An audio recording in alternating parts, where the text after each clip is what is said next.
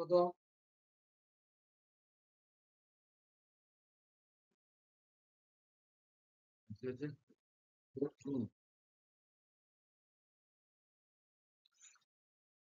একদম এখন না, একটু পরে বন্ধ করো। ঠিক আছে, দেখো আমরা এই চ্যাপ্টারটা পড়ছিলাম ফিজিক্যাল ওয়ার্ক অ্যান্ড মেজারমেন্ট। এই চ্যাপ্টারে আমরা যে যে জিনিসগুলো পড়েছি, নাম্বার ওয়ান, আমরা জাস্ট একটু কুইক রিক্যাপ করে নেবো। আমরা এখান থেকে প্রথমত হচ্ছে ফিজিক্যাল ওয়ার্ক বলতে ফিজিক্স বলতে কি বোঝায় সেটা বুঝেছি। 2 নম্বর হচ্ছে মেজারমেন্ট বা পরিমাপ বলতে কি বোঝায় সেটা বুঝেছি। পরিমাপ করতে হয়, এই পরিমাপ দু ধরনের হয়, একটা হচ্ছে প্রত্যক্ষ পরিমাপ আর একটা হচ্ছে পরোক্ষ পরিমাপ। তারপর আমরা দেখেছি যে আহ, ত্রুটি বলে একটা জিনিস হতে পারে, এরর। প্রতিটা পরীক্ষায় যখন কোনো জিনিস মাপবো তখন তার সাথে সাথে কিছু পরিমাণ এরর কিন্তু সবসময় হয়। নাম্বার 4 হচ্ছে আমরা কিছু ইম্পর্টেন্ট টার্ম বুঝেছিলাম। ফার্স্ট হচ্ছে যে লিস্ট কাউন্ট। লিস্ট কাউন্ট এটাকে যন্ত্রের লঘিষ্ঠ গুণক বলা হয়। কোনো একটা যন্ত্র দিয়ে মিনিমাম যে কোন যে রাশিটা ওই যন্ত্রটা মাপে, সেটা মিনিমাম যে পরিমাণ মাপা যায় তাকে লিস্ট কাউন্ট বলা হয়। তারপর আমরা দেখেছিলাম সূক্ষ্মতা বা অ্যাকিউরেসি, সরি, সূক্ষ্মতা নয়, সঠিকতা আর সূক্ষ্মতা হচ্ছে প্রিসিশন। এই জিনিসগুলো কি বোঝায় সেই সমস্ত জিনিসগুলো আমরা আগের দিন দেখেছিলাম। আজকে আমরা তার সাথে সাথে আমরা দৈর্ঘ্য, এই যে পরিমাপ আছে এই পরিমাপের ক্ষেত্রে আমরা দৈর্ঘ্য পরিমাপের ব্যাপারটা ডিসকাস করেছিলাম, যেটা তোমাদের সিলেবাসে আছে। সেটা দিয়ে আমরা তিনটে জিনিস দিয়ে বোঝার চেষ্টা করেছিলাম কেন অন্যান্য জিনিস ব্যবহার করা হয়। প্রথম হচ্ছে সাধারণ স্কেল। সাধারণ স্কেল,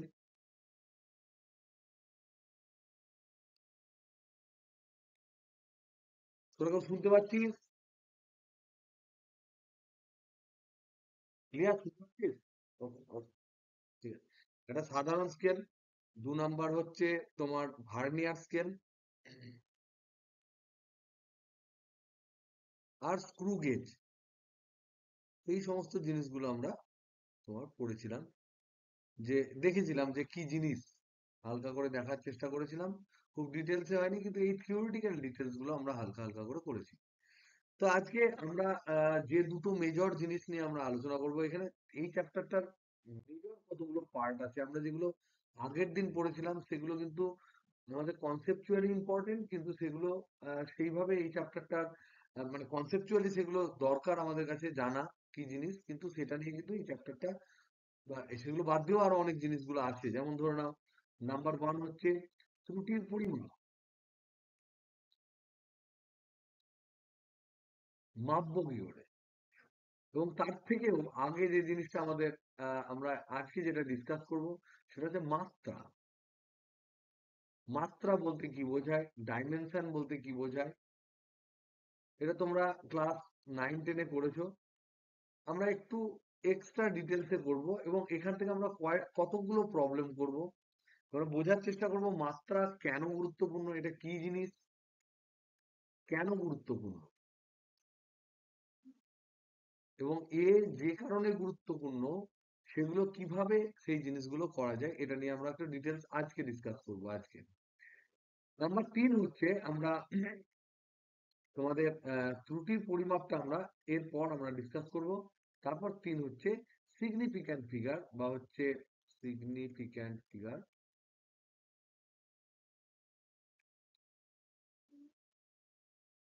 এইটা নিয়ে আমরা ডিটেলস নেক্সট ক্লাসে আলোচনা করব। তাহলে আজকে আমরা করব কি, মাত্রা বোঝার চেষ্টা করব। তারপর আমরা ত্রুটি কত ধরনের এবং এটাকে কিভাবে কিভাবে ত্রুটিগুলো মাপা হয়, এই জিনিস সম্বন্ধে আমরা আজকে বোঝার চেষ্টা করব।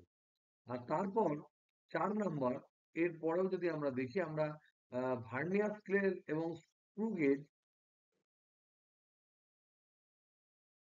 আর স্ক্রু গেজ যেটা আছে সেটা কিন্তু আমরা খুব জাস্ট আবছা আবছা দেখেছি, জাস্ট যন্ত্রটা দেখেছি, খুব একটা মেজারমেন্ট মোটামুটি মাপতে শিখেছি, কিন্তু এটা সম্বন্ধে ডিটেলস, লিস্ট কাউন্ট বলতে কি বোঝায়, এদের লিস্ট কাউন্ট বলতে কি বোঝায়, এদের এরার বলতে কি বোঝায়, কোথায় এদের ভুল হতে পারে, এই সমস্ত ডিটেলস আমরা নেক্সট ক্লাসে আলোচনা করব।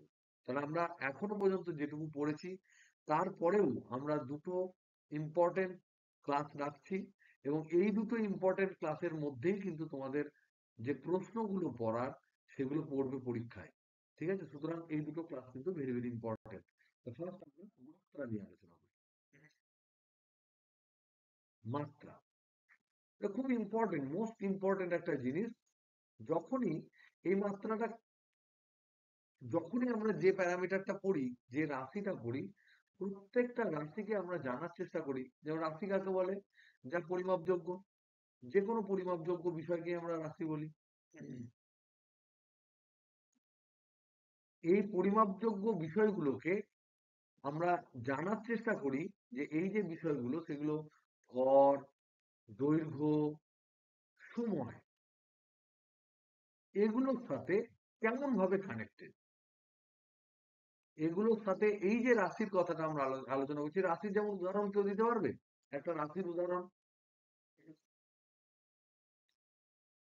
আমার তো একটা রাশির উদাহরণ দে। রাশিকে ইংরেজিতে বলা হয় কোয়েন্টিটি।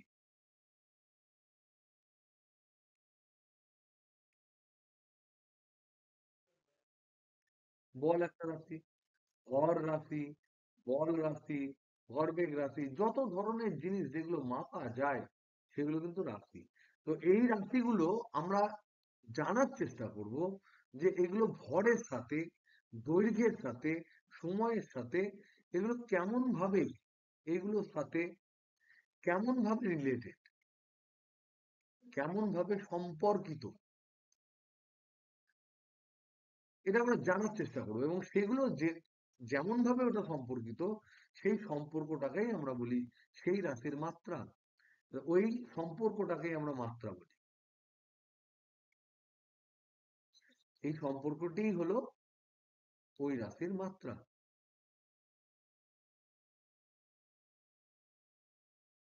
ডাইমেনশন, তাহলে যদি আমি শুধু ভর বলি, তাহলে ভরের মাত্রা হবে এম।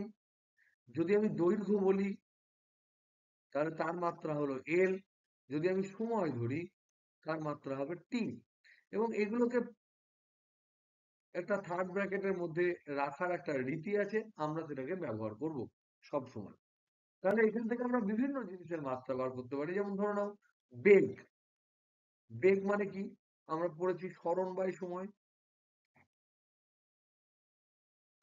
তাহলে সরণ বাই সময় যদি আমি বলি, তাহলে বেগের মাত্রা, বেগ যদি ভি হয়, তাহলে বেগের মাত্রা কি হবে বলো? সরণের মাত্রা কি হবে? সরণ হচ্ছে একটা দৈর্ঘ্য, তাহলে দেখো দৈর্ঘ্যের মাত্রা, একদম তাই। তার মানে এল বাই টি। তাহলে এল বাই টিটাকে আমরা লিখতে পারি L T to the power minus one, এরকম লিখতে পারি। তাহলে এগুলো তুমি জানো। আমি আমি আমি তাও একবার জাস্ট তোমাদের রিক্যাপচুলেট করে নেওয়ার চেষ্টা করছি। ত্বরণ, ত্বরণ যেমন আমরা জানি ডেল্টা ভি বাই ডেল্টা টি, বেগের পরিবর্তনের হার। তাহলে প্রথমে বেগ একটা হবে, তার পরিবর্তনের হার। তাহলে বেগের জন্য আমরা দেখলাম, তাহলে ত্বরণ যদি এ হয়, তাহলে এ এর মাত্রাটা কি দাঁড়াবে? এখান থেকে যদি আমরা এ এর মাত্রার কথা বলি, যখনই মাত্রা বলবো, তখন সেই প্যারামিটারটাকে আমরা থার্ড ব্র্যাকেটের মধ্যে ভরে দেবো। তাহলে এই এই যে এর মাত্রা হবে বেগের মাত্রা বাই সময়ের মাত্রা। তাহলে বেগের পরিবর্তনের মাত্রা মানেও বেগের মাত্রা বাই সময়ের মাত্রা ডেল্টা টি। বেগের মাত্রা আমরা এখন দেখলাম L T to the power minus one, তার নিচে আবার একটা সময়ের মাত্রা টি। তাহলে এখান থেকে আমরা দাঁড়ালো L T to the power minus two. এবার এই মাত্রা আমরা বিভিন্ন ধরনের করতে পারি। যেমন ভর বেগ যদি আমরা বলি, ভর বেগ আমরা ধীরে ধীরে প্রতিটা চ্যাপ্টারে নতুন নতুন অনেকগুলো রাশির সাথে আমাদের পরিচয় হবে, ফিজিক্যাল প্যারামিটারের সাথে পরিচয় হবে। যখনই আমরা নতুন একটা রাশি পাবো, তখন সেই রাশির আমরা মাত্রা এবং সেই রাশির আমরা একটা তোমার যে একক হয়, সেই এককগুলো কিন্তু আমরা জানতে জানতে জানতে জানতে যাবো। সো এই যে জিনিসটা, মাত্রা এবং একক, এই জিনিসটা কিন্তু আমাদের কন্টিনিউয়াস লার্নিং মধ্যে থাকবে। এই জিনিসটা কোনোদিনই লাস্ট চ্যাপ্টার পড়ানো পর্যন্ত, ক্লাস 12 এর লাস্ট চ্যাপ্টার পড়ানো পর্যন্ত কিন্তু তোমাদের কাছে থাকবে, এবং প্রতিটি চ্যাপ্টারের যত ধরনের যত প্যারামিটার আসবে তাদের প্রথম আমি তাদের কিন্তু ডাইমেনশন এবং তাদের একক, সিজিএস এবং এসআই পদ্ধতিতে আলাদা হয়, কিন্তু মাত্রা কিন্তু একই হয়। তো ভরবেগ সেগুলো আমরা করতে যাবো। তো আপাতত তোমাদের পরিচিত যে জিনিসগুলো আছে সেগুলো সম্বন্ধে আমরা দেখি। ভরবেগ মানে হচ্ছে পি, যদি আমরা বলি এটা সমান হয় এম ইন্টু ভি, ভর আর বেগ গুণফল। তাহলে এক্ষেত্রে আমরা দেখো বেগের মাত্রা পেয়ে গেছি L T to the power minus two, তাহলে ভরবেগ সমান কি হবে, তাহলে পি এর মাত্রা সমান হচ্ছে এম এর মাত্রা ইন্টু ভি এর মাত্রা। ভি এর মাত্রা মানে হচ্ছে তোমার M L T to the power minus one. যেমন ধরো শক্তির মাত্রা, শক্তি, কার্য, এগুলো তো একই জিনিস। এর মাত্রা কি হতে পারে কেউ বলতে পারবে? কার্য মানে কি তোমরা মনে আছে? এ ডাব্লিউ সমান কি হয়? বল ইনটু ত্বরণ হয়। তাহলে ওয়ার্ক মাত্রা কি হবে?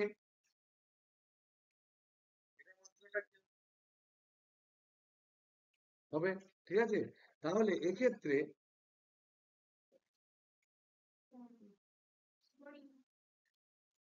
বলের মাত্রা হচ্ছে ভর গণিত ত্বরণ, ঠিক আছে? তাহলে ভর গণিত ত্বরণ মানে এখানে এফ। তাহলে এফটা হচ্ছে এফ সমান আমরা জানি নিউটনের সূত্র থেকে এম এ। তাহলে এখান থেকে আমরা লিখতে পারি এম, এ মানে হচ্ছে তোমার, এ মানে হচ্ছে L T to the power minus two into S মানে হচ্ছে একটা এল। তাহলে এইটাকে আমরা লিখতে পারি M L square T to the power minus two. এটা হচ্ছে তোমার শক্তির মাত্রা। তো এরকম বিভিন্ন ধরনের মাত্রা আমরা করতে পারি। এবার আমাদের একটা ইম্পর্টেন্ট কোশ্চেন, একটা ইম্পর্টেন্ট নিজেদের কাছে একটা জিজ্ঞাসা কোশ্চেন, যে প্রতিটি রাশির, প্রতিটি রাশির একক তো আছে, তাও এই মাত্রা কেন আবার, মাত্রা কেন জানা দরকার? তুমি মনে রাখবে যে কোনো জিনিসই বইপত্রে যেগুলো লেখা থাকে আমাদের শেখানোর জন্য, সেই কোনো জিনিসই কিন্তু কোনোদিন অযৌক্তিক বা বিনা কারণে থাকে না। আমাদের একক তো আছে, একক দিয়ে তো চেনা যেতে পারে, প্রত্যেকটা রাশিকে আমরা একক দিয়ে চিনতে পারি, কিন্তু তবুও আমরা মাত্রাটাকে আলাদা করে এত ইম্পর্টেন্স দিচ্ছি কেন? এটা যদি আমরা জিজ্ঞাসা করি, তোমরা কি জানো কেন আমরা দিই?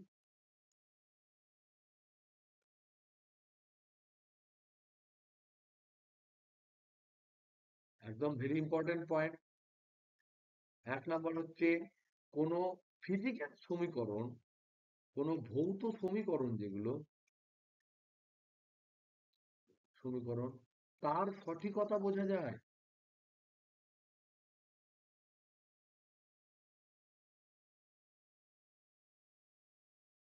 This is the most important, এটা হচ্ছে মোস্ট ইম্পর্টেন্ট ফায়দা,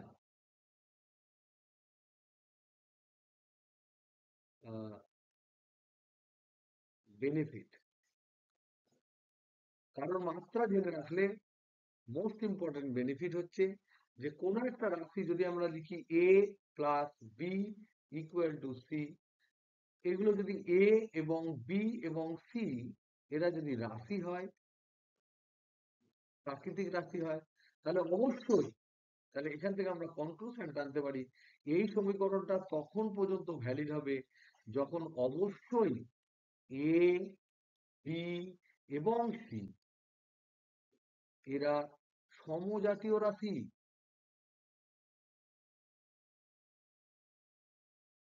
এবং সমজাতীয় রাশি হলেই তবে আমি এই যোগ করে এদেরকে সমান লিখতে পারি, এবং সমজাতীয় রাশি হলে তাদের প্রত্যেকের মাত্রা সমান হবে।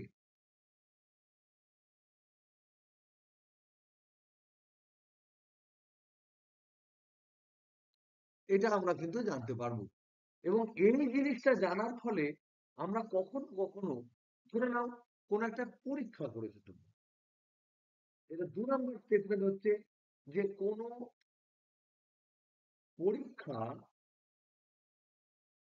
পরীক্ষাগারে এক্সপেরিমেন্ট করেছে, ধরো এক্সপেরিমেন্ট করা হলো,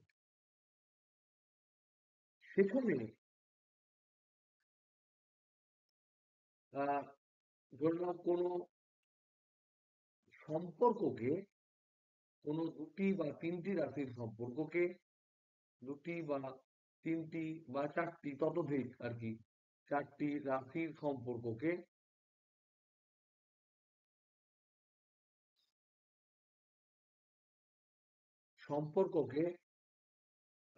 এক্স্যাক্টলি জানতে আমাদের মাত্রার দরকার পড়ে। এই কথাটা কি তোমরা বুঝতে পারলে?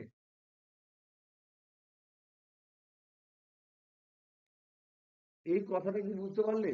এই কথাটা কিন্তু তোমাদের ফিল করতে হবে, বুঝতে হবে।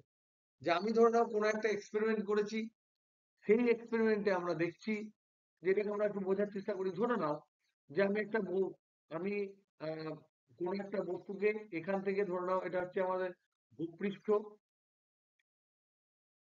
ভূপৃষ্ঠ এখান থেকে ধরে নাও আমি ইউ বেগে কাউকে ছুঁড়েছি, ছোড়ার ফলে সে যে দূরে গিয়ে পড়ছে, ইউ বেগে ছুঁড়েছি, সে যে দূরে গিয়ে পড়ছে তাকে আমরা নাম দিয়েছি রেঞ্জ। এটা আমরা দেখছি ইউ বাড়লে বাড়ে। ধরুন আমার পরীক্ষাতে আমি দেখলাম ইউ বাড়লে বাড়ে। আবার আমি দেখছি এটা ধরলাম ভূপৃষ্ঠ জায়গায় চন্দ্র পৃষ্ঠতে করলাম, তাহলে সেক্ষেত্রে আমি দেখছি একই বেগে ছুড়লে এটা অনেক হাইট যায় আর অনেক দূরে যায়। তাহলে এখান থেকেও আমরা দেখতে পাচ্ছি যে জি, জি যদি আমি বলি, এই জিটা কমলে বাড়ে। তাহলে এই যে আর রেঞ্জ যেটাকে আমরা বলছি, সেই আরটা ইউ বাড়লে বাড়ে, জি কমলে বাড়ে। এই যে জিনিসটা আমরা এখানে দেখতে পাচ্ছি, সেটাকে যদি আমরা বোঝার চেষ্টা করি এবং এদের দুজনের মধ্যে সম্পর্ক জানার চেষ্টা করি যে ম্যাক্সিমাম রেঞ্জ কিরকম কি হতে পারে, তাহলে আমরা এখান থেকে আমরা ধরে নিলাম, আমরা কোনো ম্যাথামেটিক্স জানি না, আমরা এর আগে কোনো থিওরি জানি না প্রাসের গতির, তাহলে আমি ধরে নেব যে এটা আমি দেখতে পাচ্ছি যে আর এর সাথে বাড়ছে, বাড়লে বাড়ে, তাহলে আর ইজ প্রপোর্শনাল টু, ধরে নিলাম U to the power M. কারণ এটা প্রপোর্শনাল কেন ধরলাম? কারণ বাড়লে বাড়ে, আমি কোনো থিওরি জানি না, আমি ইউ স্কোয়ার হবে সেটা জানি না। আর এখানে জি যেটা আছে সেটাকে আমি ধরে নিলাম, ধরো ত্বরণ ধরলাম। এবার ত্বরণ যদি কমে যায়, দেখছি চাঁদের পৃষ্ঠে ত্বরণ কম, তাহলে অনেক দূরে গিয়ে পড়লো, অনেক হাইটে গেল, তাহলে কি করে হবে? তখন আমরা ধরলাম যে R is proportional to 1 by acceleration to the power N. M আর এন কিন্তু আমার অজানা। এইটুকু কি বুঝতে পেরেছো কি বলার চেষ্টা করছি আমি? Hello, hello, hello. আমি একটা এক্সপেরিমেন্ট করেছি, সেখানে প্রাসের গতির থিওরি আমাকে পড়ানো হয়নি। আমাকে বলেছে যে প্রাসের গতির ক্ষেত্রে একটা বস্তুকে একটা জায়গা থেকে ছুঁড়েছি, দূরে গিয়ে কোনো একটা জায়গায় গিয়ে দুম করে পড়েছে। এই যে যেখান থেকে ছুঁড়েছি আর দূরে গিয়ে যেখানে পড়েছে, এদের মধ্যে দূরত্বকে আমরা বলি প্রাসের রেঞ্জ বা পাল্লা। আমরা পড়াশোনা করেছি। এবার ধরে নাও আমরা বারবার বারবার ছুঁড়ে দেখছি, যদি আমি বেশি দূরে ছুঁড়ি তাহলে বেশি দূরে গিয়ে পড়ে। তাহলে ইউ যদি বেশি হয় তাহলে আরো অন্য অনেক অনেক দূরে দূরে পড়বে, আরো বেশি বেগ হলে আরো দূরে পড়বে। তো আমি জানি না ওটা কেমন ভাবে ভ্যারি করে, তো আমি মনে করলাম যে R is proportional to U to the power N. আবার আমি এটা ভূপৃষ্ঠে করলাম, চাঁদের পৃষ্ঠে করলাম, মঙ্গলের পৃষ্ঠে করলাম, বিভিন্ন জায়গাকার পৃষ্ঠে ধরে নাও আমি করলাম, তাহলে তাদের অভিকর্ষ, আমি যেমন আমাদের ক্ষেত্রে অভিকর্ষ ত্বরণ বলি, অন্য ক্ষেত্রে অ্যাক্সিলারেশন হবে, অন্য চাঁদ অন্যভাবে টানবে, পৃথিবী অন্যভাবে টানবে, তাহলে সব ক্ষেত্রে অ্যাক্সিলারেশন ডিউ টু গ্র্যাভিটি আলাদা হবে, গ্র্যাভিটেশনাল অ্যাক্সিলারেশন আলাদা হবে। সেই অ্যাক্সিলারেশনটাকে আমি ধরলাম এ। এবার আমি জানার চেষ্টা করছি যে এটা কমলে কত হয়। চাঁদে যখন কম হয় তখন দেখছি একই বেগে ছুড়ে দিলে ও আরো অনেক উঁচুতে চলে যায়, আরো অনেক দূরে চলে যায়, হাইটও বাড়ে, রেঞ্জও বাড়ে। তাহলে এটা ইনভার্সলি প্রপোর্শনাল। কেমন ভাবে ইনভার্সলি প্রপোর্শনাল, স্কোয়ারের সাথে, কিউবের সাথে, না এমনি ইনভার্সলি প্রপোর্শনাল আমি জানি না, তাই আমি ধরে নিলাম R is inversely proportional to A to the power N. এবং আমি দেখলাম এই দুটো জিনিসের উপরে নির্ভর করছে, আর তেমন কিছু জিনিসের উপর নির্ভর করছে না। ধরে নিলাম বাতাসের বাধা আমি অগ্রাহ্য করলাম। তাহলে আমি কি দুটো সমীকরণ পেলাম? একটা পেলাম, আমি যে দুটো সমীকরণ পেলাম, নাম্বার ওয়ান পেলাম R is proportional to U to the power M. 2 নম্বর সমীকরণ আমি যেটা পেলাম, R is proportional two 1/a⁴n। তাহলে তোমরা কি যৌগিক ভেদ করেছো? তাহলে যৌগিক ভেদের করেছি। তাহলে সূত্র অনুযায়ী আমরা কি লিখতে পারি? R is proportional to U to the power M by A to the power N. এবার ধরে নাও এখানে একটা কনস্ট্যান্ট আছে, কনস্ট্যান্টের মান আমি 1 ধরে নিলাম সাপোজ। তাহলে R equal to some constant K into U to the power M A to the power N. এবার এবার আমাকে বলো তো দেখি, যে এই কে এর মানটা আমি ধরে নিলাম এটা হচ্ছে কনস্ট্যান্ট ধ্রুবক, এই কে সমান ধরে নাও 1 ধরলাম। এমন ভাবে ডাইমেনশন গুলো আমি ফিক্স করলাম, এমন ভাবে তোমার একক গুলো ফিক্স করলাম। তাহলে আর সমান এখানে পেলাম U to the power M A to the power N. এবার বলতো দেখি এই বাম পক্ষ আর ডান পক্ষ এদের দুজনের মাত্রা কিন্তু সমান হতে হবে। কোন একটা ইকুয়েশনের দুই পাশের মাত্রা কিন্তু সমান হতে হবে। এবং এই যে প্রিন্সিপাল, এই যে নীতি, সেই নীতিটাকে বলা হয় তোমার principal of homogeneity of dimension. তার মানে এখানে আমরা কি দেখতে পেলাম, যে এই দিকের মাত্রা, বামপক্ষের মাত্রা, বামপক্ষের মাত্রা সমীকরণের বামপক্ষের মাত্রা সমান অবশ্যই ডান পক্ষের মাত্রা হবে, হতেই হবে। এবং এইটাকে বলা হয় principle of homogeneity of dimension, dimensional homogeneity বা হোমোজিনিটি অফ ডাইমেনশন। তো এইটা কিন্তু ইম্পর্টেন্ট, যে সমস্ত কিছুর মাত্রা সমান হতে হবে। তাহলে বামপক্ষের মাত্রা কি গো? বামপক্ষের মাত্রা কি? সবাই সবাই এগ্রি করছো? রেঞ্জের মাত্রা, রেঞ্জ হচ্ছে পাশে একটা দৈর্ঘ্য এল। ডান পক্ষের মাত্রা কি? কি লিখেছিল? U to the power M by A to the power N.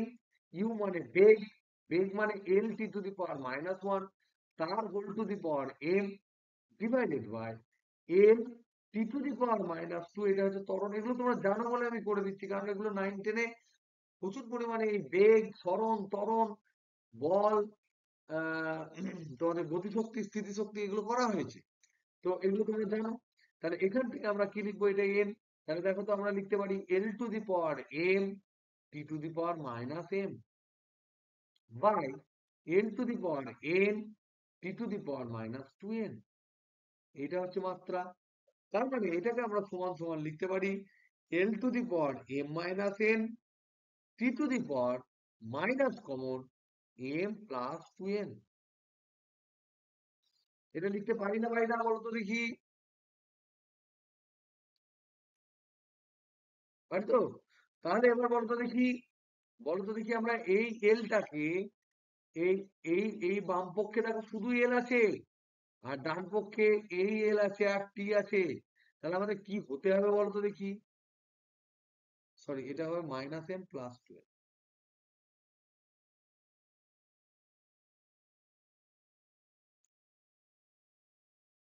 ঠিক আছে?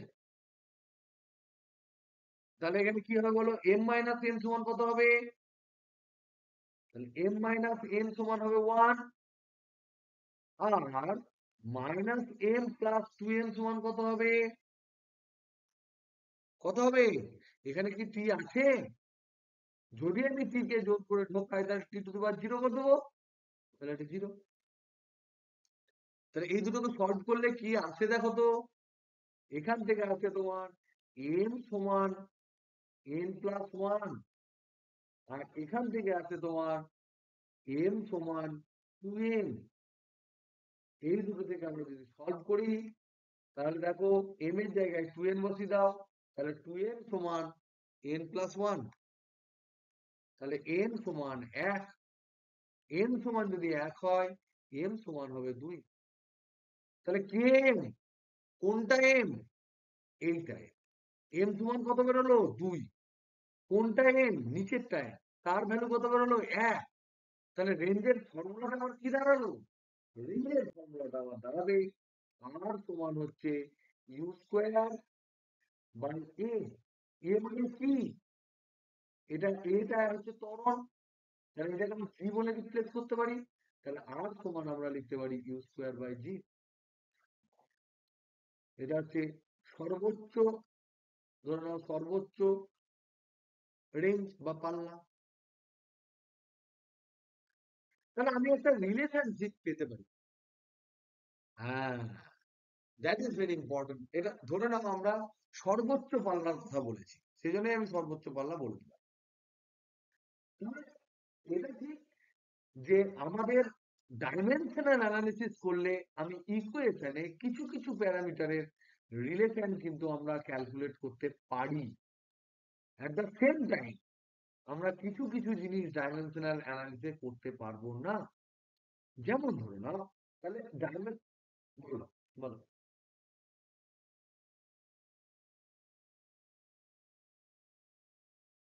মাত্রাহীন হয়।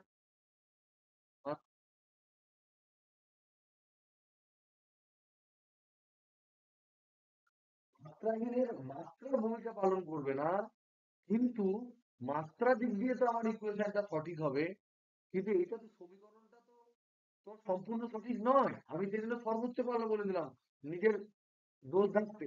বুঝতে পারছো কি বলছি? কিন্তু অ্যাকচুয়াল ইকুয়েশনটা আবার কি? যেটা যেটা এক্ষুনি সৃজন যেটা বললো যে সাইন স্কয়ার থিটাটা গেল কোথায়? কে বললো? আমি সৃজন না কে বললো আমি জানি না, যাই হোক কেউ একজন বললি যে সাইন সাইন টু থিটাটা গেল কোথায়? এই জিনিসটা গেল কোথায়?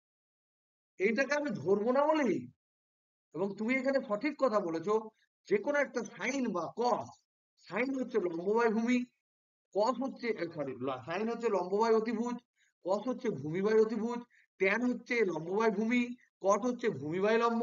So all these are ratio of two sides, দুটো বাহুর দৈর্ঘ্যের অনুপাত।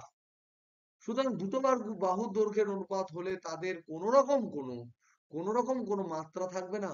বাট যদি আমি অ্যাকচুয়াল রেঞ্জ ক্যালকুলেট করতে চাই, তাহলে we need always this parameter, কারণ এটা থিটার উপর নির্ভর করে তো জেনুইনলি। তাহলে এখানেই আমি একটা জিনিস দেখতে পেলাম যে ডাইমেনশনাল অ্যানালিসিস এর একটা মজা আছে, যে এ ইকুয়েশন তৈরি করতে পারে, আবার অ্যাট দ্য সেম টাইম এর কিছু কিন্তু লিমিটেশন আছে, এর কিছু সীমাবদ্ধতা আছে। এরর বলবো না, এর কিছু লিমিট আছে, এর কিছু সীমাবদ্ধতা আছে। আমরা একটু জানার চেষ্টা করব যে কি কি জায়গায় এ সীমাবদ্ধ হয়ে যায়। নাম্বার ওয়ান, আমরা এখান থেকে দেখতে পেলাম বেনিফিট কি দেখতে পেলাম? বেনিফিট হচ্ছে যে এক্সপেরিমেন্ট থেকে প্রাপ্ত তথ্য সমূহকে একটি সমীকরণ আকারে সাজানো বা প্রেজেন্ট করা, এটা তোমার ডাইমেনশনাল অ্যানালিসিস দিয়ে, ডাইমেনশন অ্যানালিসিস করে আমরা করতে পারি।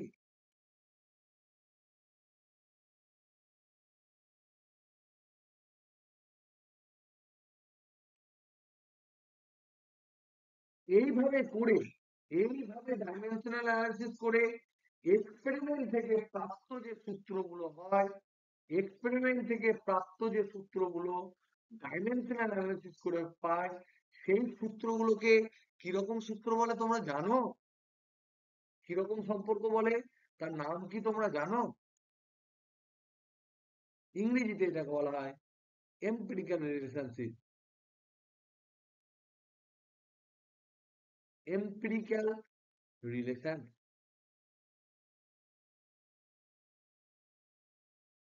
কখনো কখনো এরকম লেখে এল টু দি পাওয়ার কিছু, এই এই যে বিভিন্ন ধরনের রিলেশন গুলো আছে, empirical relation with dimensional analysis, এই ধরনের কিছু রিলেশন কিন্তু আমরা তৈরি করতে পারি।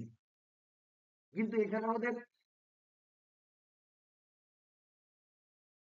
ডিমেরিট বলবো না, লিমিটেশন কি, সীমাবদ্ধতা কি? সীমাবদ্ধতা হচ্ছে যে কিছু কিছু রাশি আছে, সরি সরি, তো দাগ পড়ে যাচ্ছে, খুব সেন্সিটিভ হয়ে গেছে।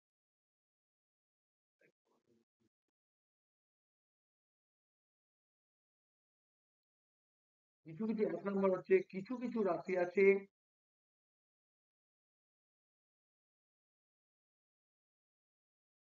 যাদের তোমার মাত্রা নেই কিন্তু একক আছে।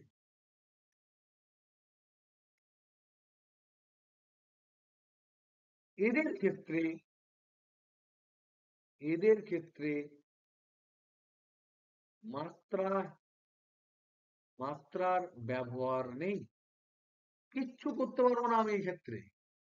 এক্ষেত্রে মাত্রা একে কোনোভাবে হেল্প করতে পারবে না। মাত্রার অ্যানালিসিস যেগুলো, সেই অ্যানালিসিসের কোনো ব্যবহার এক্ষেত্রে নেই, কোন রকম এই ব্যবহার, অ্যানালিসিসের ব্যবহার নেই। নাম্বার টু হচ্ছে দুটি সমান মাত্রার দুটি রাশি সম্পূর্ণ আলাদা হতে পারে, সম্পূর্ণ আলাদা হতে পারে।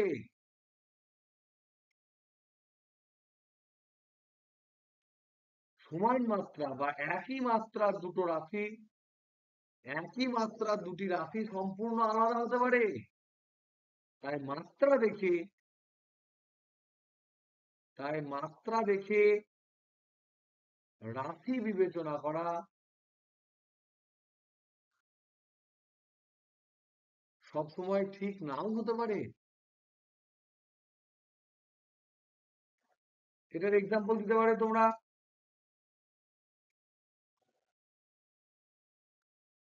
এটা তোমরা এখন হয়তো পড়োনি, এই কারণেই আমি মেকানিক্স পুরোটা পড়ানোর পর এই চ্যাপ্টারটা পড়াই।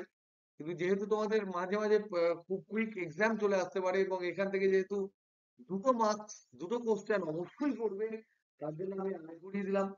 তো এক্ষেত্রে দুটো কেস, যেমন একটা একটা প্যারামিটার আছে, একটা প্যারামিটার আছে যেটাকে আমরা বলি তোমার টর্ক। এই টর্কের নাম তোমরা শুনেছো,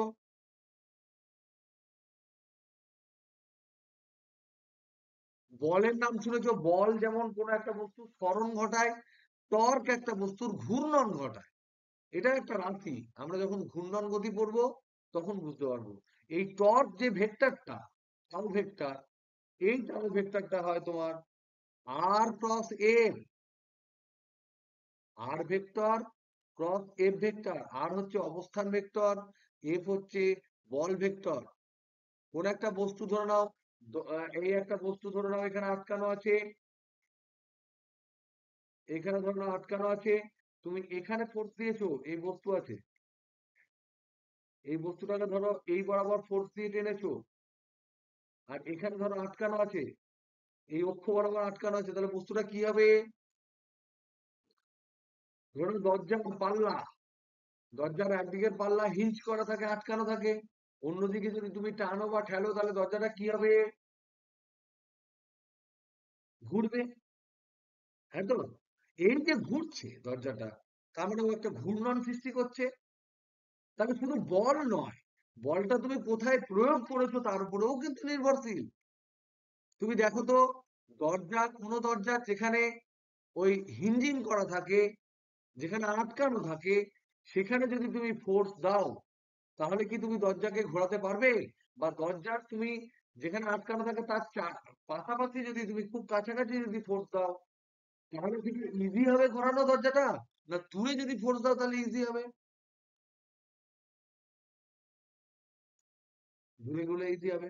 তার মানে একই পরিমাণ বল কোন একটা বস্তুকে ঘোরানোর জন্য, একই পরিমাণ বল যদি আলাদা আলাদা বিন্দুতে ক্রিয়াশীল হয়, তাহলে ঘূর্ণনের ক্ষেত্রে তাদের প্রভাব কিন্তু আলাদা আলাদা হতে পারে। সেই থেকেই সৃষ্টি হয়েছে নতুন একটা রাশি ঘূর্ণনের জন্য, যাকে আমরা টর্ক বলি। এই জিনিসটা আমাদের এখনো পড়ানো হয়নি, তাও এর পরিচয়টা তোমাদের আগে করিয়ে দিলাম। সেই টর্কটা কি? টর্কটা হচ্ছে যে অক্ষের, এটা যেমন অক্ষ, এই অক্ষে থেকে এই যেখানে আমি বল প্রয়োগ করেছি তার মধ্যে যে ভেক্টরটা, এটা হচ্ছে আর ভেক্টর। তাহলে এইটা হচ্ছে অবস্থান ভেক্টর, এফ হচ্ছে যে বলটা প্রয়োগ করেছি সেই ভেক্টর, আর ক্রস এফ এটা হচ্ছে টর্ক ভেক্টর। বলো তো দেখি, তাহলে এর মান কি হবে? টর্কের মান কত হবে? এ ক্রস বি সমান কি হয়? এ ক্রস বি এর মান কি হয়? এবি সাইন থিটা হয়। তাহলে টর্কের মাথা থেকে তীর চিহ্নটা যদি আমি হাঁটিয়ে নিই, তাহলে আমি বলবো এটা টর্কের মান। তাহলে এটা কি হবে বলো? এটা কি আমি লিখতে পারি না আর এফ সাইন থিটা? লিখতে পারি না, পারি না? কেন এন ক্যাপ হবে? আমি এখানে তো মাথায় তীর দিইনি, এটা মান বলেছি, শুধু মান। ওকে, ভেক্টর বললে এন ক্যাপ হতো, শুধু মান বলেছি, এন ক্যাপের কোনো দরকার নেই। তাহলে এবার বলতো দেখি, এই টাও এর মাত্রা কি হবে? যে টাওটা আমি পেলাম আর এফ সাইন থিটা, বলো একটা কিসের মাত্রা বললেন? কার্যের মাত্রা। একদম তাই। আর এর মাত্রা, এফ এর মাত্রা, সাইন থিটার মাত্রা। আর এর মাত্রা হচ্ছে এল, এফ এর মাত্রা আমরা জানি M L T to the power -2, sine theta মানে হচ্ছে লম্ব বাই ভূমি, এর কোনো মাত্রা নেই, কারণ লম্বের দৈর্ঘ্য হচ্ছে এল, লম্ব বাই অতিভুজ, সরি, লম্ব বাই অতিভুজ, তার মানে এল বাই এল মানে হচ্ছে 1। তার মানে এখান থেকে আমরা দেখতে পাচ্ছি M L square T to the power -2 হচ্ছে, এটা হচ্ছে টর্কের মাত্রা। আর একটু আগে আমরা কি করলাম? কার্যের মাত্রা কি করলাম? কার্যের মাত্রা ডাব্লিউ সমান আমরা করলাম M L square T to the power -2। তাহলে তুমি বলো, কার্য, শক্তি, এই দুটোরই মাত্রা কিন্তু হচ্ছে তোমার এটা, গতিশক্তি, স্থিতিশক্তি, যাই হোক। তাহলে দেখো এখান থেকে বলো তো দেখি, এই এই যে টর্ক, এ ঘূর্ণনের জন্য দায়ী, আর কৃতকার্য একটা কমপ্লিটলি আলাদা দুটো রাশি, যারা আলাদা আলাদা জিনিসকে ব্যাখ্যা করে, আলাদা আলাদা জিনিসকে বোঝায়। এর পরেও আর একটা ইম্পর্টেন্ট পয়েন্ট হচ্ছে, কৃতকার্য হচ্ছে স্কেলার রাশি, টর্ক হচ্ছে ভেক্টর রাশি। তাহলে আমরা দেখলাম এখান থেকে যে দুটি M L square T to the power, বলো বলো বলো, একদম তাই, একদম তাই, দুটোরই মাত্রা সমান, বাট স্টিল, দুটোরই মাত্রা সমান, বাট স্টিল আমরা কিন্তু আইডেন্টিফাই করতে পারছি না যে whether these two তোমার these two quantities are same or not, দুটো রাশি একই না আলাদা। আবার এই জিনিসটাও আমরা বুঝতে পারছি না which one is scalar, which one is vector, scalar না ভেক্টর সেটা বুঝতে পারবো না। তাহলে টর্ক, এখানে আমরা দেখতে পাচ্ছি M L square T to the power -2, এটা টর্ক এবং কৃতকার্য উভয়েরই, এটা উভয়েরই মাত্রা। But torque and কৃতকার্য is altogether very different two parameters, এরা পুরোটাই আলাদা। টর্ক, এরা এরা দুটি ভিন্ন রাশি, এদের কোনো মিল নেই, দুটো একদম কমপ্লিটলি আলাদা রাশি। তাই আমি যেটা লিখেছিলাম যে দুটি ভিন্ন রাশির মাত্রা কিন্তু একই হতে পারে, তাই মাত্রা দেখে যাবে না চেনা যে তারা একই রাশি কিনা। নেক্সট পয়েন্ট যেটা আমার মনে হয় 3 নাম্বার পয়েন্ট, সেটা হচ্ছে মাত্রা রেখে স্কেলার ভেক্টর ডিফাইন করা যাবে না। স্কেলার ভেক্টর নির্দেশিত করা যাবে না।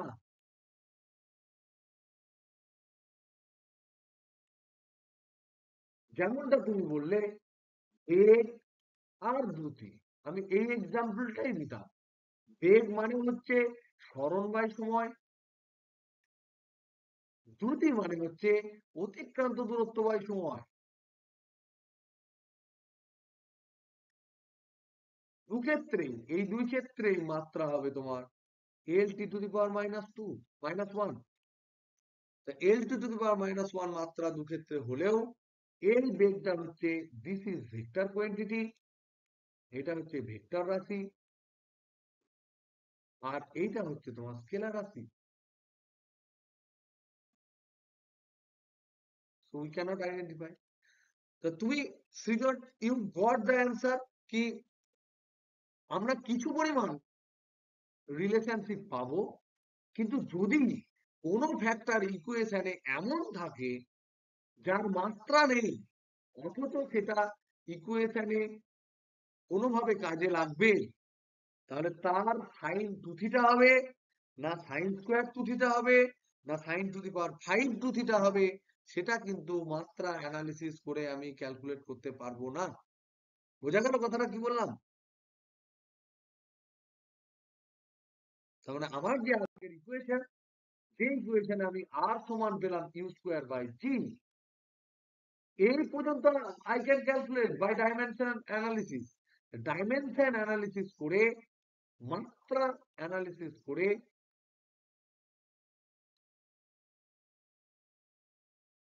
এই অবধি আমরা পারবো, এই অবধি নির্ণয় করা যাবে।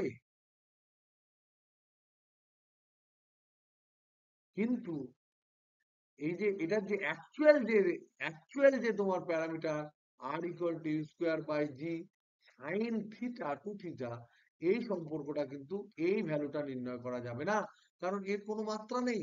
তাই একে স্কোয়ার নেবো না কিউব নেবো না কি নেবো, মাত্রাই তো নেই, তার কিউবেরও মাত্রা নেই, তার স্কোয়ারেরও মাত্রা নেই। তাই আমি কোনোভাবেই ডেফিনেটলি বলতে পারবো না যে এটা সাইন থিটা হবে, সাইন টু থিটা হবে, কস থিটা হবে, কস টু থিটা হবে, সাইন স্কোয়ার থিটা হবে, না কস স্কোয়ার থিটা হবে। তো এই পার্টটা কমপ্লিট, কমপ্লিট রিলেশন নির্ণয় করা সম্ভব নয়।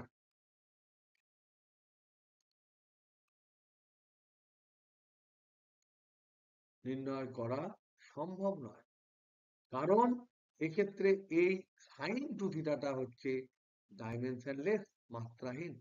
তাহলে কোন জায়গায় যদি মাত্রাহীন কোন রাশি যদি ঢুকে থাকে, সেক্ষেত্রে আমরা সম্পর্ক নির্ণয় করতে পারবো না। এটা বোঝা গেল? তাহলে এক্ষেত্রে আমরা মাত্রা সম্বন্ধে জানলাম। মাত্রা প্রচন্ড ইম্পর্টেন্ট জিনিস, এটা প্রচুর কাজ আছে, প্রচুর ইম্পর্টেন্ট জিনিস, খুব ভাইটাল একটা ফিজিক্সের যে থিওরি, সেটা হচ্ছে যে principal of uniqueness, dimensional homogeneity, যে ডাইমেনশনটা কোন ইকুয়েশনের ডান পক্ষে বাম পক্ষে একই থাকবে, যোগ যোগ থাকলে বা বিয়োগ বিয়োগ থাকলে তাদের প্রতিটা রাশির, প্রতিটা কোয়েন্টিটির মাত্রা একই হতে হবে, তবেই যোগ করতে পারবো। আমরা গরুর সাথে গরু যোগ করতে পারবো, বেড়ালের সাথে বেড়াল যোগ করতে পারবো, কিন্তু গরু বেড়াল যোগ করতে পারবো না। উই ক্যান মাল্টিপ্লাই দেম, কিন্তু আমরা যোগ করতে পারি না। ডাইমেনশনাল অ্যানালিসিস আমাদেরকে কিন্তু এই জ্ঞানটা দেয়।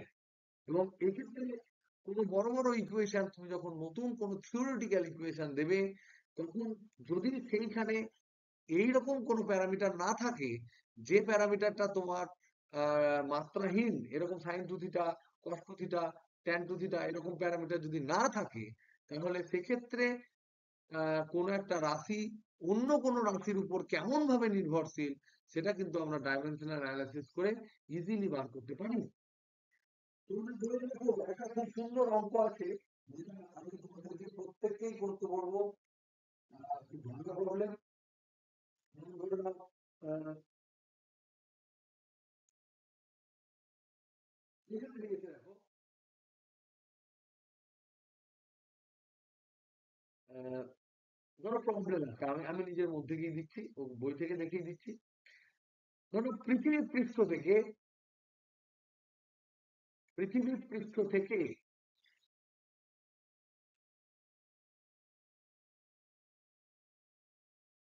কোনো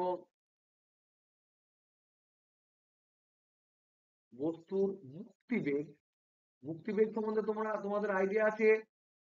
মুক্তিবেগ মানে হচ্ছে সেই বেগ,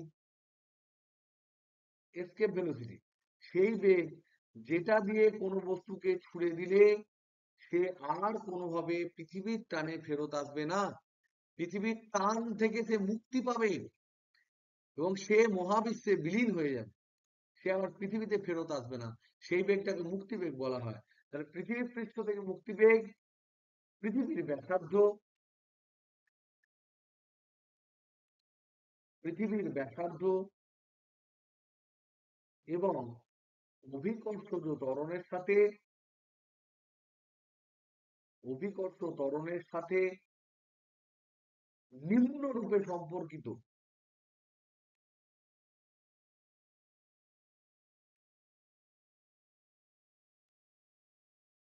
V equal to root over of 2 GR। জিটা হচ্ছে অভিকর্ষ ত্বরণ, পৃথিবীর ব্যাসার্ধটা হচ্ছে আর, মুক্তিবেগটা ধরে নাও ভি। সম্পর্কটি কি সঠিক? সম্পর্কটির সঠিকতা নির্ণয় করো। Only dimensional analysis. ডাইমেনশন দেখে দেখো তো, এই ডাইমেনশন দেখে দেখো তো এটা করা যায় কিনা। কাইট বুঝতে পারছিস? আছিস? এই সম্পর্কে সঠিক না বেঠিক এটা তোমার বলতে পারবে? এটা সঠিক হচ্ছে। কি করে হচ্ছে বলো? দেখো, বাম পক্ষ আর ডান পক্ষর আমরা মাত্রা দেখবো। বাম পক্ষের মাত্রা ভি এর মাত্রা, এটা যদি বাম পক্ষ দেখি তাহলে বাম পক্ষ ভি, তার মাত্রা হচ্ছে বেগের মাত্রা মানে L_T⁻⁻1। আর ডান পক্ষ কি আছে গো? ডান পক্ষ আছে, তার মাত্রা হচ্ছে √2, দুইয়ের তো কোনো মাত্রা নেই। জি হচ্ছে একটা ত্বরণ, L_T⁻², আর আর হচ্ছে একটা ব্যাসার্ধ, এটা হচ্ছে পাতি এল।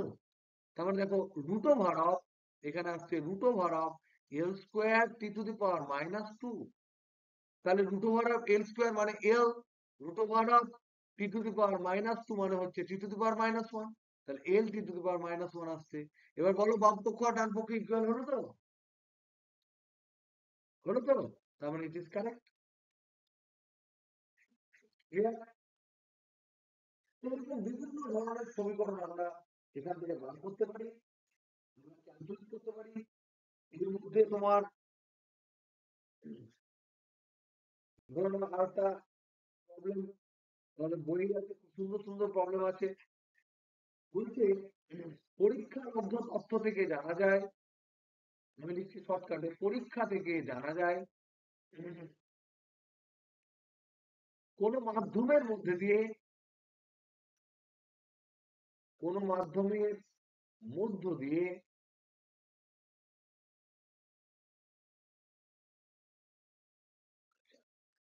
দিয়ে প্রবাহিত শব্দের বেগ, প্রবাহিত শব্দের বেগ ভি, মাধ্যমের ঘনত্ব রো, মাধ্যমের স্থিতিস্থাপক গুণাঙ্ক। নিশ্চয় তোমরা হুকসের সূত্র পড়েছো, 11-এ পড়েছো না পড়নি? স্থিতিস্থাপক গুণাঙ্ক বা ইয়াং গুণাঙ্ক পড়েছো তো? এই দুটির উপর নির্ভরশীল।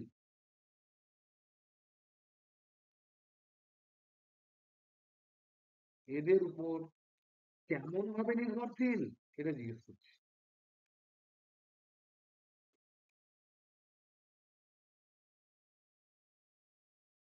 বলতে পারবে?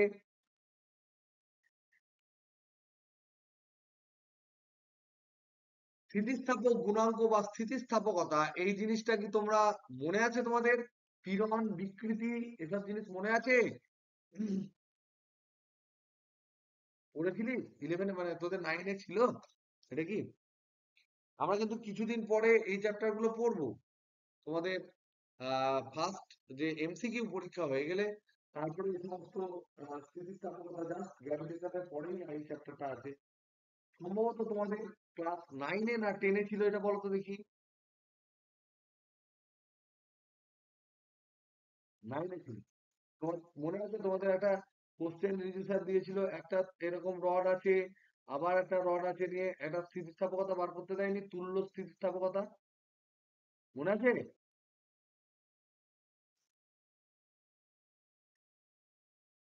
এই কোশ্চেনটা আমি দিয়েছিলাম।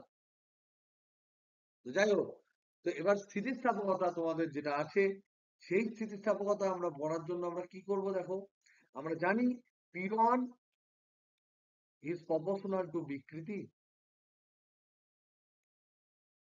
এবং এটা হুকসের সূত্র। স্থিতিস্থাপক সীমার মধ্যে যে বিকৃতি আমি করব,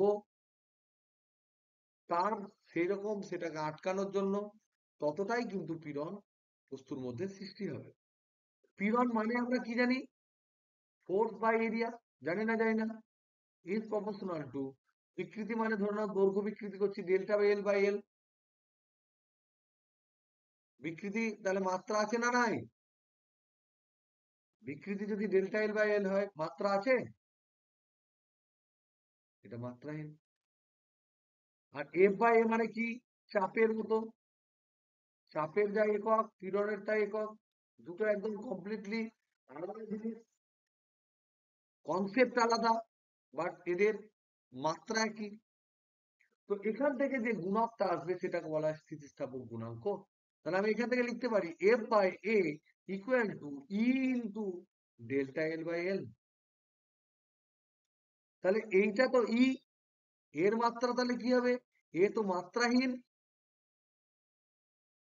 তাহলে এবার দেখো ই এর যা মাত্রা হবে, এফ বাই এর যা মাত্রা হবে, তাই ই এর মাত্রা হবে। হবে না? হবে না? তাহলে এখানে আমরা লিখতে পারি ই এর মাত্রা সমান হচ্ছে এফ এর মাত্রা বাই এ এর মাত্রা। এফ এর মাত্রা কি হয়? M L T to the power minus 2। Area মানে কি? এ মানে হচ্ছে এরিয়া, ক্ষেত্রফল, দৈর্ঘ্য গণিত প্রস্থ। তার মানে দৈর্ঘ্য এল, প্রস্থ হচ্ছে এল, তাহলে এল স্কোয়ার। তাহলে ই এর মাত্রা কি দাঁড়ালো? এম, এটা যদি এল টু দি পাওয়ার 1 আছে, উপরে যদি যায় তাহলে 1 মাইনাস 2 হবে, তাহলে L to the power minus 1 T to the power minus 2। এটা হলো ই এর মাত্রা। স্থিতিস্থাপক, স্থিতিস্থাপক গুণাঙ্ক। আর কার উপর নির্ভর করে শব্দের বেগ বলা হয়েছে? ঘনত্ব। ঘনত্বর উপর নির্ভর। রো, রো মানে কি? ঘনত্ব মানে কি? ভর বাই, ভর বাই কি? একক আয়তনে ঘনত্ব, তাই তো? তাহলে ভর মানে হচ্ছে এম, আর আয়তন মানে হচ্ছে এল কিউব। কারণ আয়তনের সময় দৈর্ঘ্য গুণিত প্রস্থ গুণিত উচ্চতা করা হয়। তাহলে এক্ষেত্রে আমি লিখতে পারি রো যেটা, সেটা সমান হবে dimension M L to the power minus 3। এখানে এল উপরে গেলে মাইনাস 3 হবে। তা প্রশ্ন করেছি, প্রশ্ন করা হয়েছে এখানে যে শব্দের বেগ কোন একটা মাধ্যমের মধ্যে দিয়ে, শব্দ জড় মাধ্যমের মধ্যে দিয়ে যেতে পারে। হ্যাঁ, বলো বলো বলো।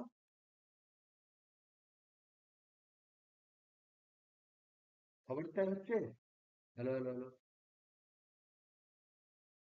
সবার ক্ষেত্রে তাই হচ্ছে রে। হম, এটা খারাপ হয়ে গেছে না কি হয়ে গেছে কি জানে। হ্যাঁ, খুব মুশকিল। তো যাই হোক দেখো,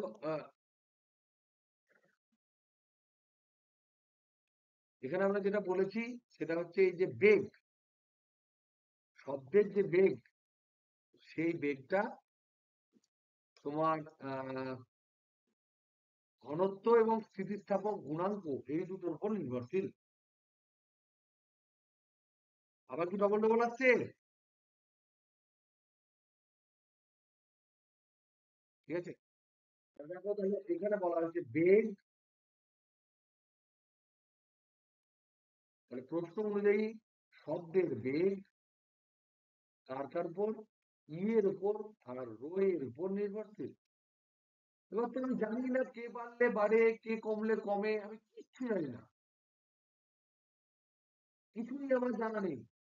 তাহলে বেগ মানে ভি, তাই আমি ধরলাম, মনে করি আমি একটা সম্পর্ক ধরলাম, মনে করি ভি ইজ প্রপোর্শনাল টু, বা ভি ইকুয়াল টু লিখে দিলাম, ধরো V equal to E to the power A rho to the power B, ধরলাম এরকম একটা লিখলাম, এই দুটোর উপর নির্ভর করে বলে এরকম লিখলাম। তাহলে দেখো ই এর আমি একটা মাত্রা পেলাম, ই এর মাত্রা কি পেয়েছি, M L to the power -1 T to the power -2। Rho এর একটা মাত্রা পেয়েছি M L to the power -3। তাহলে এটা হচ্ছে বেগ। তাহলে ভি সমান, এখানে আমরা লিখতে পারি যে ই টু দি পাওয়ার এ মানে হচ্ছে M L to the power -1 T to the power -2 to the power A, rho to the power B মানে M L to the power -3 to the power B. তাহলে এখান থেকে এই V এর মাত্রা যেটা আমরা পাচ্ছি এটা এরকম পাবো। তাহলে এইটা সমান, এটা ডান পক্ষ শুধু আমি লিখছি ধরে নাও, কারণ ডান পক্ষটা অ্যাকচুয়ালি আমাদের ক্যালকুলেট করতে হবে। তাহলে এখান থেকে আমরা মাত্রা লিখলে কি পাবো, মাত্রা লিখলে পাবো M to the power A plus B. কেন, এখানে M to the power A হবে, এখানে M to the power B হবে, তাহলে M to the power A plus B. এখানে এল আছে এল টু দি পাওয়ার -এ, আর এখানে হবে এল to the power -3b, R T to the পাওয়ার এখানে হবে টি টু দি পাওয়ার হবে -2a। এটা ডান পক্ষ। বাম পক্ষ কি গো, বাম পক্ষ সমান বেগের মাত্রা, বাম পক্ষের মাত্রা হবে বেগ মানে কি এল টি টু দি পাওয়ার -1। তাহলে দেখো এই দুটোকে আমি যদি তুলনা করি তাহলে কি পাবো, তুলনা করে আমি কি পাবো, আমরা প্রথম পাবো এখানে এম নাই, বাম পক্ষে এম নাই, তাহলে এখানে M to the power A plus B আছে। তাহলে আমি কি লিখতে পারি, এ প্লাস বি সমান কত, ভেরি গুড, কারণ সামথিং টু দি পাওয়ার 0 সমান 1। দেখো এখানে এল আছে, এখানেও এল আছে, এখানে এল এর পাওয়ার 1 আছে, এখানে এল এর পাওয়ার আছে -এ -3b। তাহলে আমি এখানে কি লিখতে পারি, -এ -3b সমান শুধু 1। এখানে টি আছে, টি এর পাওয়ার -1 আছে, এখানে টি এর পাওয়ার আছে -2a। তাহলে আমি এখানে কি লিখতে পারি, -2a সমান -1। তাহলে এখান থেকে লাস্ট ইকুয়েশন থেকে আমি ডাইরেক্ট পাচ্ছি এ সমান হচ্ছে হাফ। পাচ্ছি না, পাচ্ছি না, এ সমান হাফ। আর এই সমীকরণ থেকে আমরা পাচ্ছি এ সমান যদি হাফ হয় তাহলে বি সমান -এ সমান হবে -হাফ। তাহলে যদি এগুলো বসাই তাহলে আমি এই সমীকরণে এটাকে হাফ, এটাকে -হাফ বসাই, তাহলে বেগ সমান কি পাবো, এখান থেকে আমরা পাচ্ছি ভি সমান E to the power half rho to the power -half. E to the power half মানে কি গো, √e। Rho to the power -half মানে কি 1/√ρ। এই দুটোকে গুণ করলে আমরা কি পাবো, √e/ρ। এটা হচ্ছে বেগ। তাহলে এখান থেকে আমরা কোন সমীকরণ তৈরি করলাম, এখানে হচ্ছে মধ্য দিয়ে কোনো মাধ্যমের মধ্য দিয়ে প্রবাহিত শব্দের বেগ, শব্দের বেগের রাশিমালা, কত শব্দ হবে, বেগ কেমন হবে তার রাশিমালা। এটা আমরা অবশ্যই তোমাদের 11-এর আর কয়েকটা চ্যাপ্টার পড়ার পর পড়তাম। স্টিল আমরা যেহেতু এখানে ইকুয়েশনটা পেয়েছি, আর ইলাস্টিসিটি যেহেতু তোমাদের 11-এ একবার পড়ানো হলেও হয়েছে, তাই আমি মনে করছি যে ইলাস্টিসিটিটা তোমরা একটু মনে করে নিতে পারবে কষ্ট হলেও, তাই জন্য এই সমীকরণটা আমরা এখন করলাম। তো এই পর্যন্তই থাক আজকে, আজকে এমনিতেই অনেক এরার হয়েছে, আমি কিছু প্রবলেম তোমাদেরকে পাঠাচ্ছি, বা অ্যাটলিস্ট তোমরা এখানকার যদি কিছু প্রবলেম করতে চাও তোমাদের বইয়ে, আমি সেখানে হচ্ছে বলে দিচ্ছি আমি,